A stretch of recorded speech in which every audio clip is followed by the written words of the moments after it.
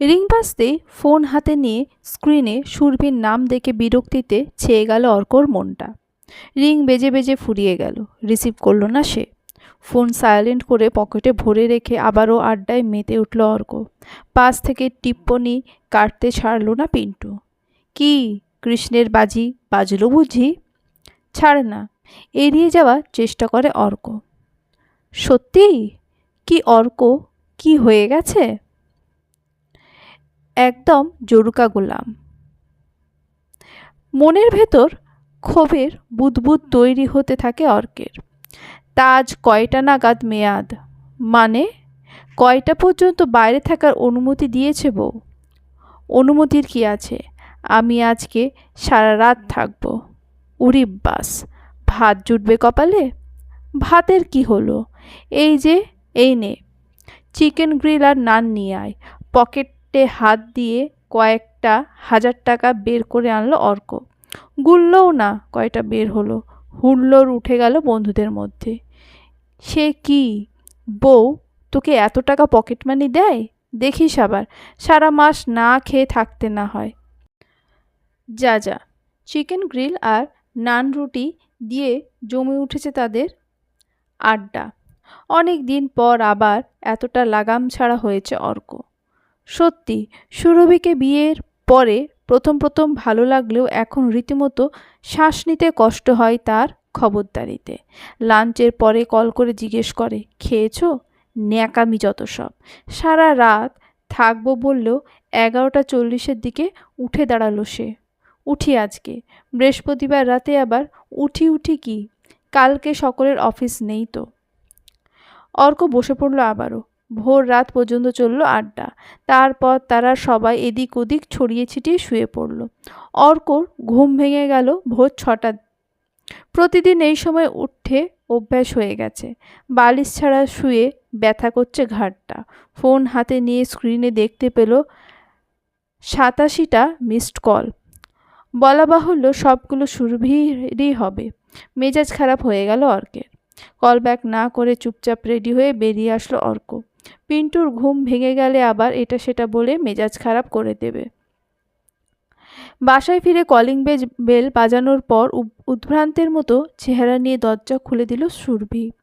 তুমি তুমি ঠিক আছো? ঠিক থাকবো না কেন? প্রত্যুত্তরে অনাবশ্যকভাবে রূঢ়ভাবে বলল অর্ক।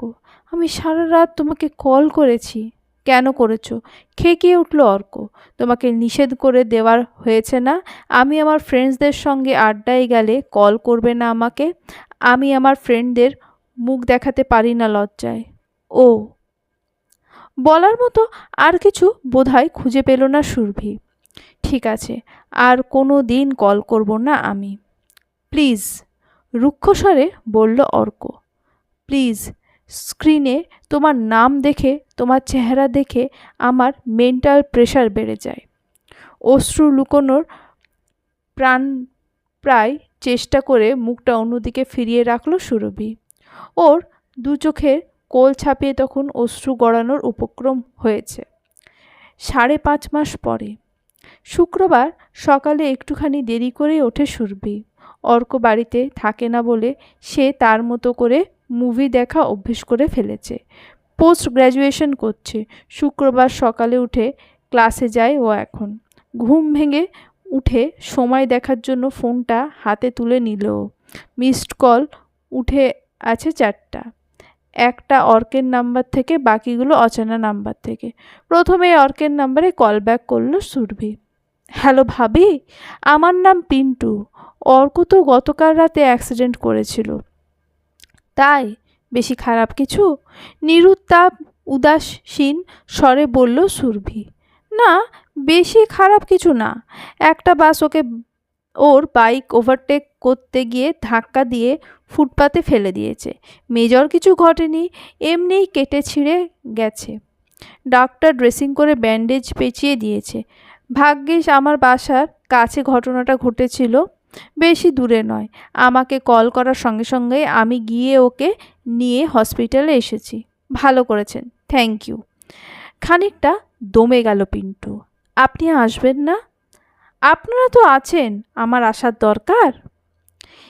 এ কথার উত্তরে কি বলবে ভেবে পেল না পিন্টু। শুক্রবার ক্লাস থাকে আমার, আমি আমার ক্লাস করে আসব। আমতা আমতা করে বলল পিন্টু। কিন্তু আমার যে একটু কাজ ছিল ভাবি। কাজ থাকলে নার্স, ওয়ার্ড বয় ওদের কাউকে বলে চলে যান, আমি আমার ক্লাস মিস করতে পারবো না। কিন্তু ভাবি। কল কেটে দিল সুরভি। সুরভি যখন ক্লাস শেষ করে হসপিটালে গেল, ঘড়ির কাঁটা তখন সময় দেখাচ্ছে বিকেল 5:30। অর্ক যেন অধীর আগ্রহে অপেক্ষা করছিল তার জন্য। সুরভির দিকে তাকিয়ে আকুল গলায় বলল, তুমি এত দেরি করে এলে? অল্প একটু হাসলো সুরভি। ভাবলাম আমার চেহারা দেখে তোমার মেন্টাল প্রেশার বেড়ে যায় যদি। অভিমানী স্বরে বলল অর্ক। সেই কবে কি বলেছি, তাই এখনো পর্যন্ত ধরে বসে আছো? আচ্ছা, তোমার কি আমাকে দেখতে ইচ্ছে করেনি, জানতেও ইচ্ছে করেনি আমি কেমন আছি? অর্কর সামনে নতমুখী হয়ে বসে থাকলো সুরভি। হাতের মুঠোয় পেঁচাতে লাগলো ওড়নার কোনা। কিভাবে বোঝাবে অর্কের সঙ্গে যে দৃঢ় বন্ধন করতে চেয়েছিল সে? চরমতম নিষ্ঠুরতার আঘাতে সেই বন্ধন নিজেই হাতে শিথিল করে দিয়েছে অর্ক। সমাপ্ত।